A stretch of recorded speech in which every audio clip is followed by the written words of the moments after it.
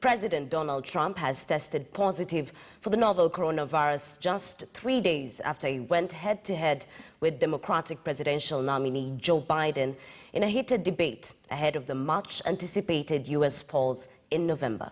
President Trump, who confirmed the news via his Twitter account, revealed that he was, however, doing great and would ultimately beat the virus. KTN's Timothy Otieno reports, even as Trump joins a growing list of world leaders who have contracted the disease since its inception in December last year.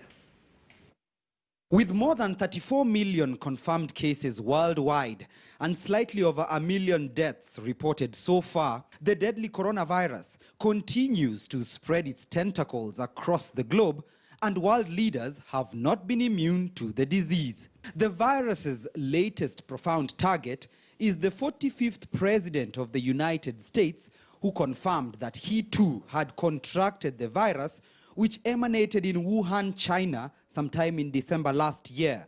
In a tweet sent out on Thursday night, Donald Trump says, and I quote, "Tonight, the First Lady of the United States and I tested positive for COVID-19. We will begin our quarantine and recovery process immediately. We will get through this together." It's a message that was confirmed by US First Lady Melania Trump in a separate tweet. The two have been traveling together over the last week, including a trip to Cleveland, Ohio, where the president held his first televised duel with Democratic presidential hopeful Joe Biden. In the debate itself, Trump, who has in the past downplayed the seriousness of the virus, made fun of Biden over his insistence to keep on wearing a mask to prevent the disease. You have to understand, if you look, I mean, I have a mask right here. I put a mask on, when I think I need it. Tonight, as an example, everybody's had a test and you've had social distancing and all of the things that you have to, but I wear masks when needed. When needed, I wear masks. Okay, let me ask. I don't wear masks like him. Every time you see him, he's got a mask. He could be speaking 200 feet away from it. He shows up with the biggest mask I've ever seen. The leader of the free world now joins a long list of heads of state who have contracted the virus over the last 10 months or so. Key among them include Brazil's president, Jair Bolsonaro, who tested positive for the virus on 7th July this year. Juan Orlando Hernandez, the president of Honduras, who tested positive in June alongside the country's first lady. President of Guatemala, Alejandro Giammattei, who tested positive in September. The interim president of Bolivia, Jeanine Áñez.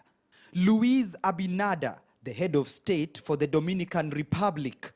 South Sudan Vice President Riek Machar, UK Prime Minister Boris Johnson, and heir to the British throne Prince Charles, who also tested positive for COVID-19 on the 25th of March this year. I have recently gone through the process of contracting this coronavirus, luckily with relatively mild symptoms. And I find myself on the other side of the illness, but still in no less a state of social distance and general isolation. For UK Prime Minister Boris Johnson, the virus took a toll. The head of UK's government went under intensive care treatment in April before fully recovering from the virus. In Burundi, former First Lady Denise Bushimi sought treatment in Kenya after contracting the virus, with speculation rife that the head of state may have indeed succumbed to the virus, even though the official cause of death for the 55-year-old was ruled as cardiac arrest. Timothy Otieno, KTN News. Well, we wish in the Portis quick recovery. Let's just review a big Q tonight. We asked you all in reference to what's happening at the ruling Jubilee Party. Do you support calls for Deputy President William Ruto to resign from the Jubilee Party? Do you support calls for the DP, William Ruto, to resign from the Jubilee Party?